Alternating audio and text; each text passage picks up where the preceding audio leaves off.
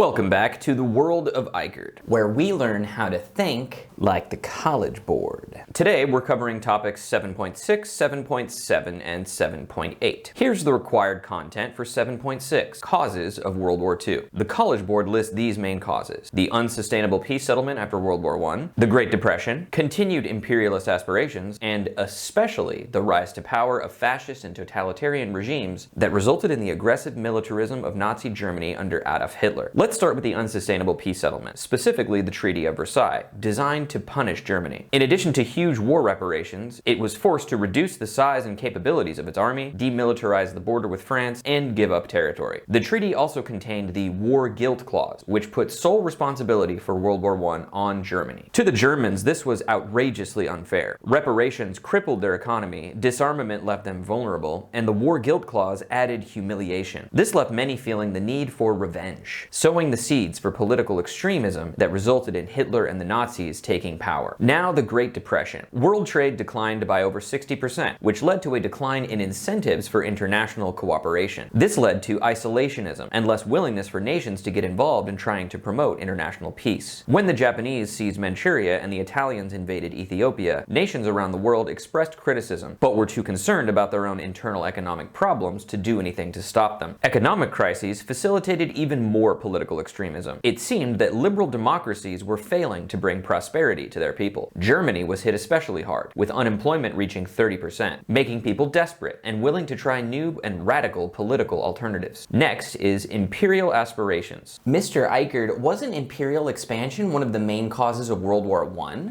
That's right. And in this case, the Japanese Empire's expansion was a main cause of World War II. We saw in topic 7.5 how Japan created the puppet state Manchukuo in northeastern China. In 1937, Japan launched a full-scale invasion of China, beginning the Second Sino-Japanese War, a major part of World War II. In 1938, Japan declared what it called a new order in East Asia, which by 1940 they called the Greater East Asia Co-Prosperity Sphere, which claimed to end European and American imperialism in Asia and bring peace, stability, and economic prosperity, with Asia for the Asiatics. In reality, it meant Japanese imperialism and exploitation of Asian resources. Indonesia would be a vital source of oil, the Philippines would provide agriculture, and Manchuria would continue to be an industrial powerhouse. To achieve this prosperity sphere, Japan would need to crush Chinese resistance and go to war with American and European powers. The last cause, especially fascism and Nazi Germany under Adolf Hitler. Fascism can be hard to define exactly, but it has some universal characteristics. Firstly, it is hyper-nationalist. To fascists, history was not about the conflict among different social classes, as communists proposed, but was instead a struggle among nations, and the fascists wanted their nations to win. But Mr. Eichert, wasn't nationalism another main cause of World War I? And now you're saying the fascists were advocating an even more intensified version of nationalism? Yes, that's what I'm saying. Fascism is also extremely militaristic. Military strength was vital to the health of the nation. But Mr. Eichert, wasn't militarism? Yes, militarism was one of the main causes of World War I, and even more of a main cause for World War II. In fact, fascists actually celebrated war, which they saw as the supreme national endeavor, and necessary for their goals of territorial expansion. Fascist militarism reached its pinnacle in Nazi Germany. Adolf Hitler had come to power in 1933 with the promises of restoring economic prosperity to Germany and undoing the humiliating Treaty of Versailles. The treaty had stipulated disarmament. Hitler initiated rearmament, tripling the size of the army and investments in modern tanks and airplanes. The treaty required demilitarization of the Rhineland. Hitler remilitarized the Rhineland. But this was only the beginning. Hitler went on to add Austria to the Third Reich and annex the Sudetenland in Czechoslovakia. The other great powers allowed all this to happen with no resistance, just as with Japanese and Italian aggression. Allowing these acts to go unchallenged is called appeasement.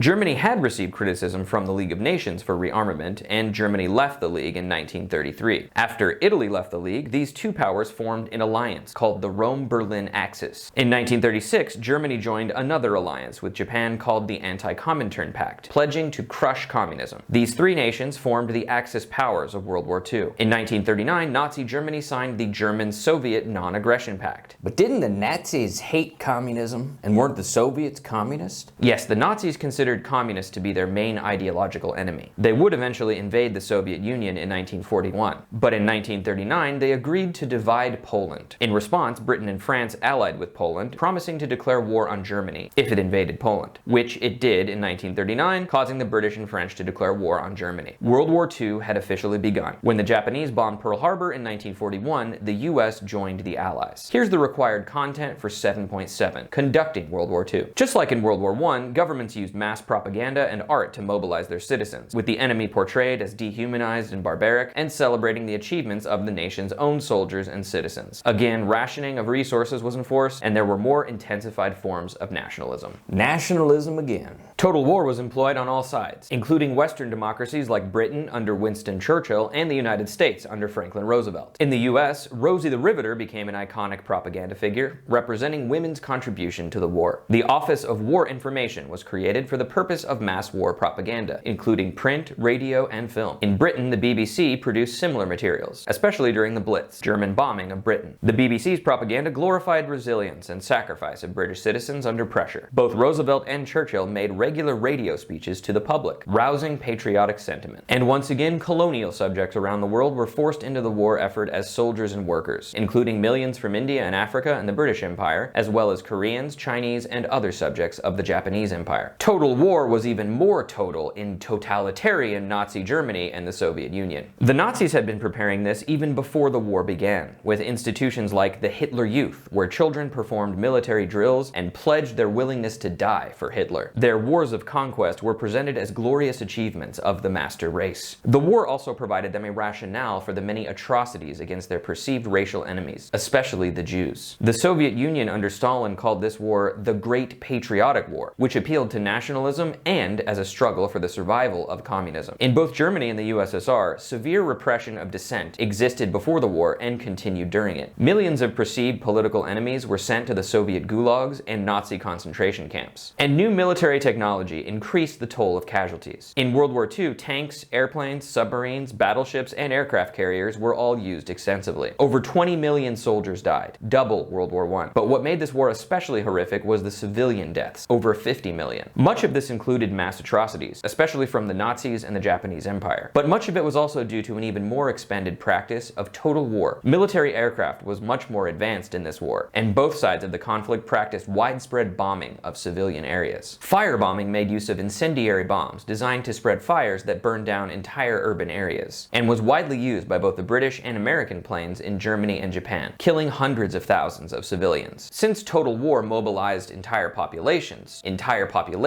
became targets. This was also due to the Allied doctrine of unconditional surrender, the idea that there would be no negotiations with the enemy. Germany and Japan had to be so thoroughly broken that they would accept complete defeat. The United States developed the ultimate new weapon in 1945, the atomic bomb, capable of annihilating entire cities with the use of a single bomb. Over 100,000 were killed instantly in Hiroshima and Nagasaki nuclear attacks, and many more from the long-term effects. Now, here's the required content for 7.8, Mass Atrocities since 1900. The 20th century saw many mass atrocities because of the rise of extremist groups in power. You are required to know the Holocaust, but you should also know that there were many others around the world. The Holocaust began in the 1930s and continued until World War II ended in 1945. Nazi ideology included an especially vicious form of racial hatred, especially targeted against the Jews. Anti-Semitism was nothing new when the Nazis came to power. Pogroms, violent killings of Jewish communities, had happened periodically in Europe since the Middle Ages. The Jews were often treated with suspicion and scapegoated for all kinds of problems in society. This anti-Jewish sentiment persisted into the 20th century and was accelerated to a genocidal level by Hitler and the Nazis. We've seen how the Treaty of Versailles left Germans feeling humiliated and resentful. The Nazis also created the myth that the German people were betrayed by enemies from within, including communists and Jews. In addition, the Nazi ideology of the Aryan master race included the belief that inferior races needed to be removed from Germany to maintain racial purity. In 1935, the Nuremberg laws were enacted, excluding Jews from German citizenship. Persecution escalated with Kristallnacht in 1938, with the violent destruction of Jewish homes and businesses. By 1939, Jews were being forced to live in segregated ghettos ghettos, where many died from disease and shootings. In 1942, the final solution began, the most notorious campaign of mass murder in history. The first phase was conducted during the German invasion of Poland and the Soviet Union, where people were rounded up and executed and thrown into mass graves. The main perpetrators were the Nazis, but many local people also collaborated, some because of their own anti-Semitism, some to steal Jewish property, and for other reasons. The second phase included extermination camps, where Jews were herded and executed using industrialized techniques such as gas chambers, often after being starved and forced to work for the Nazi regime. More than 6 million Jews, 2/3 of the Jewish population in Europe, died in the Holocaust. There were also other victims: Roma, Poles, Slavs, members of the LGBTQ community, people with physical and mental disabilities, and political enemies and dissidents. When these atrocities were made public, a new word, genocide, was created to describe it. The same term is now used retroactively to describe the Armenian genocide, which occurred in the Ottoman Empire during World War I. The Armenians were Christian minorities and were perceived as internal enemies collaborating with the enemy Russian Empire. Similar tactics were employed, forcibly moving large populations, committing mass murder, starvation, and digging of mass graves. Perhaps as many as 1.5 million Armenians died. Genocide and ethnic violence persisted throughout the 20th century, including in Cambodia in the 1970s, and Rwanda and the Balkans in the 1990s. Many events of the 21st century have been called genocides, including mass killings in Darfur and others. That's all for today. We'll see you next time to discuss the Cold War.